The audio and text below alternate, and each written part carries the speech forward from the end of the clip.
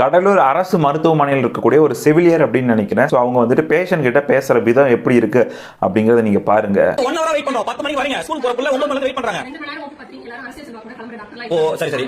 ஏன் அதுக்கு மூடி நம்மளா இருக்க வேண்டிய வார்த்தை நீங்க பேச வேண்டாம் புரியுங்களா? என்ன பேசுறீங்க? ஒரு குழந்தை வெயிட் பண்ணி உங்களை பார்த்தா நீங்க உங்க அறிவு இருக்கா கேக்குறீங்க. உங்க எங்க வேணா போய் சொல்லுங்க. யாரன கம்ப்ளைண்ட் பண்ணி சொல்றீங்க. இதுதான் நீங்க பேசுறதா? இது ஜூன் மாசம் நடந்த விஷயம் அப்படின்னு நினைக்கிறேன். சரி அதையாண்டா இப்ப பேசுற அப்படின்னு கேட்டீங்கன்னா ரொம்ப நாள் ஆயிருச்சு அப்படின்னா அந்த தப்பு சரியாயிராது.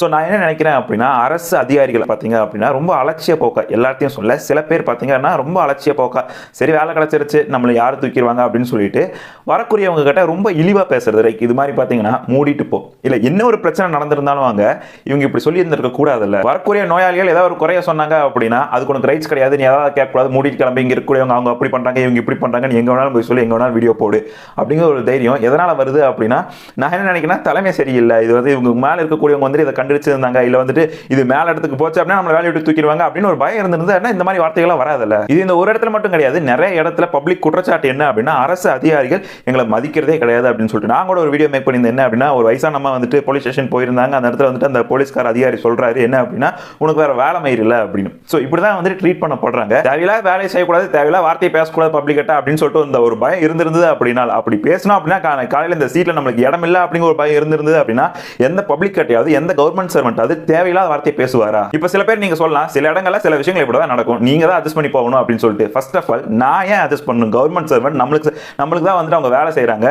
நம்மளுக்கு வேலை செஞ்சு கொடுக்க வேண்டியது அவங்க கடமை, அதுக்கு தான் கவர்மெண்ட்ல இருந்து அவங்க காசும் வாங்குறாங்க. இப்ப நான் ஏன் அட்ஜஸ்ட் பண்ணிட்டு போகணும்? எல்லா இடத்துலயும் எல்லா விஷயத்துக்கும் அட்ஜஸ்ட் பண்ணிட்டு போக முடியாது. சில இடங்கள்ல சில விஷயத்துக்கு கண்டிப்பா பேசியே தான் ஆகணும். இல்ல பேசல அப்படின்னா அட்ஜஸ்ட் பண்ணிட்டு சாகிற வரைக்கும் அப்படியே இருக்க வேண்டியது. இதை பத்தி நீங்க என்ன நினைக்கிறீங்க அப்படிங்கறத கமெண்ட் பாக்ஸ்ல சொல்லுங்க.